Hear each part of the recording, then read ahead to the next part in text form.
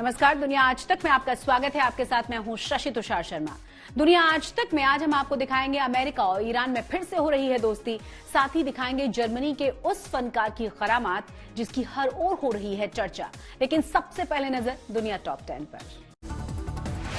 लाल सागर में मौजूद ईरान के मालवाहक जहाज पर हमला। ईरान के विदेश मंत्री ने इजरायली सेना पर जताया है हमले का शक। पिछले कई सालों से यमन के पास लाल सागर में तैनात इस जहाज को ईरानी रिवॉल्यूशनरी गार्ड करते थे बेस की तरह इस्तेमाल। कई देश इस जहाज की मौजूदगी पर जता चुके थे नाराजगी। ईरानी राष्ट्रपति हसन रूहानी ने वियना में हुई परमाणु वार्ता को बताया सफल। बोले आने वाले दिनों में अगर अमेरिकी गंभीरता और ईमानदारी से परमाणु समझौते की ओर बढ़ना है तो अच्छे परिणाम आ सकते हैं सामने। चीन की बढ़ती तनातनी के बीच ताइवान के विदेश मंत्री ने दिया है बड़ा बयान। बोले अगर चीन हमला करता है तो अंतिम समय तक लड़ेगा ताइवान। हाल के दिनों में अमेरिका के साथ ताइवान के बढ़ते रिश्तों से चीन परेशान है। थाईलैंड में एक साथ 10 कैबिनेट मंत्री और सांसदों के कोरोना पॉजिटिव पाए जाने के बाद हड़कंप मच गया। लगातार बढ़ते कोरोना मामलों को देखते हुए जून महीने से बड़े पैमाने पर थाईलैंड शुरू कर रहा है टीकाकरण अभियान। ब्राजील में लगातार बढ़ रहे हैं कोरोना के मामले। मंगलवार को रिकॉर्ड 4,195 लोगों की मौत। अब तक 3,37,000 से ज्यादा लोगों की हो चुकी है मौत, जबकि 1,31,00,000 से ज्यादा लोग संक्रमित हुए हैं। दुनिया में कोरोना से मौत का आंकड़ा 28,89,000 के पार पहुंचा है। संक्रमितों की संख्या 13,31,00,000 से ज्यादा हुई है। 10,73,00,000 से ज्यादा लोग कोरोना से ठीक हुए हैं।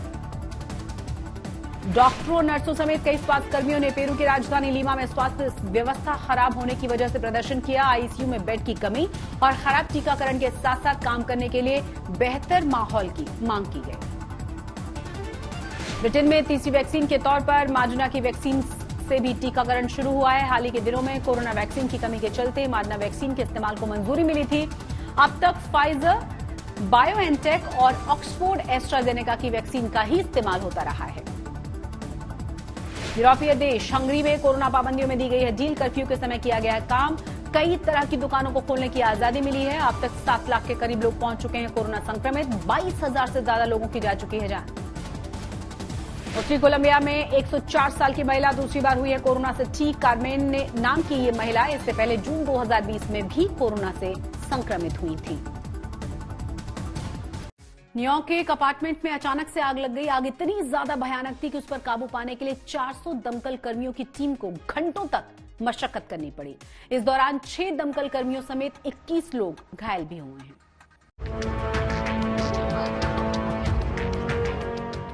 धू धू कर जल रहा यह अपार्टमेंट न्यूयॉर्क के क्वीन बोरो इलाके का है, जहां करीब 400 दमकल कर्मी इस भयानक आग पर काबू पाने में जुटे रहे।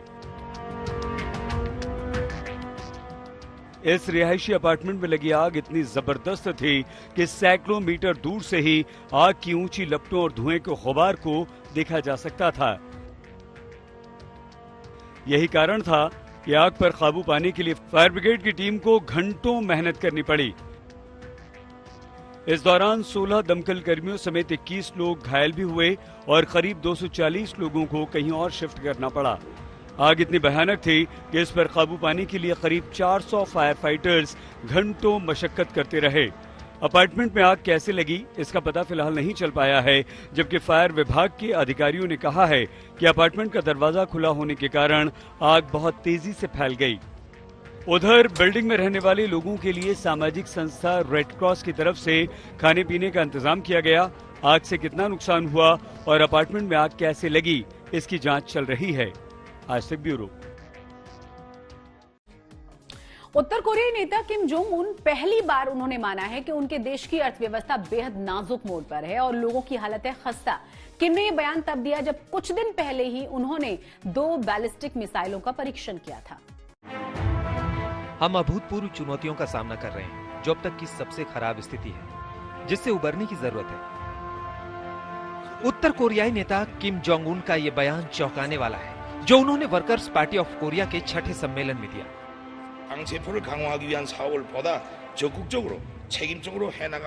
सैकड़ों पार्टी सदस्यों के सामने उन्होंने पहली बार ये स्वीकार किया कि उनके देश की हालत बेहद खस्ता है, जिससे उबरने की जरूरत है।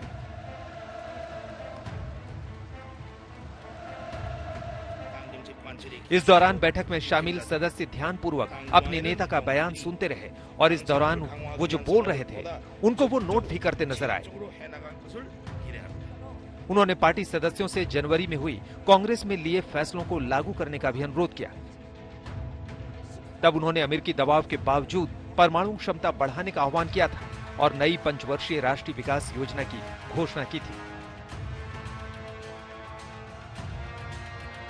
कोरोना लॉकडाउन और अमेरिकी प्रतिबंधों के चलते बीते 1 साल से उत्तर कोरिया पहले से अधिक चुनौतियों का सामना कर रहा है।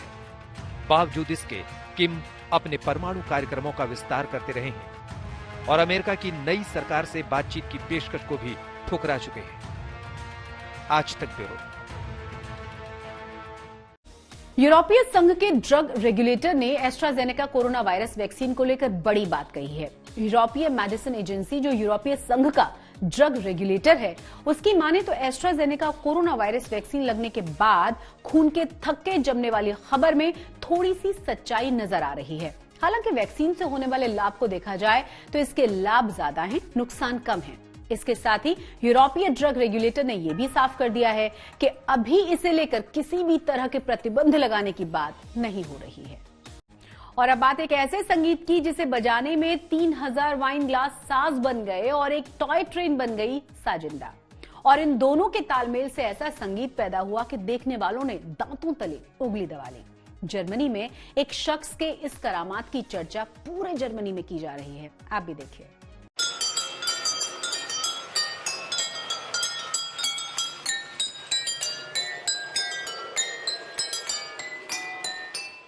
वाइन ग्लास से निकल रहा संगीत और संगीत की डोर थामे ये टॉय ट्रेन।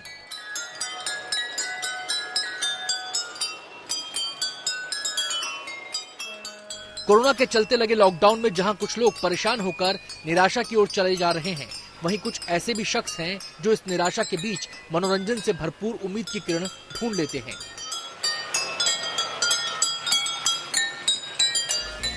तस्वीरें जर्मनी के शहर हैम्बर्ग के एक म्यूजियम की हैं, जहां फ्रेडरिक ब्राउन और उनकी टीम ने मिलकर एक ऐसे काम को अंजाम दिया जिसके चलते उनका नाम गिनीज बुक जैसी संस्था तक में दर्ज हो गया। फ्रेडरिक ने 3000 वाइन ग्लासों और एक टॉय ट्रेन की मदद से वो कर दिखाया जिसके बारे में पहले शायद ही किसी ने सोचा था। दरअसल फ्रेडरिक और उनकी टीम ने हथौड़े जैसे दिखने वाली छोटी सी लकड़ी को एक टॉय ट्रेन में लगाने का काम किया। साथ ही ट्रेन की पटरियों के दोनों तरफ करीब 3000 वाइन ग्लासेस को अलग अलग मात्रा में पानी भरकर रखा गया, जिससे पूरा सरगम बच सके। जल तरंग की तर्ज पर जब ट्रेन के चलने पर उसमें लगा लकड़ी का हथौड़ा ग्लासों से टकराता तो अलग अलग तरह के सुर पैदा होते। इन ग्लासेस को और उसमें पानी की मात्रा को इस तरह से सेट किया गया कि ट्रेन का हथौड़ा टकराने पर उससे एक खास धुन निकले।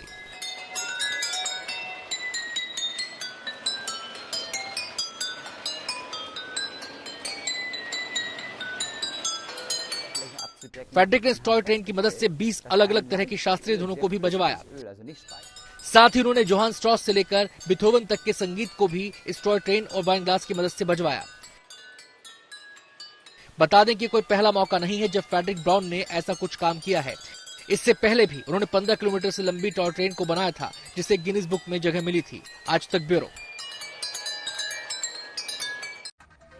और इसी के साथ दुनिया आज तक में बस इतना ही, लेकिन देश और दुनिया की तमाम बड़ी और अहम खबरों के लिए बने रहिए आज तक के साथ।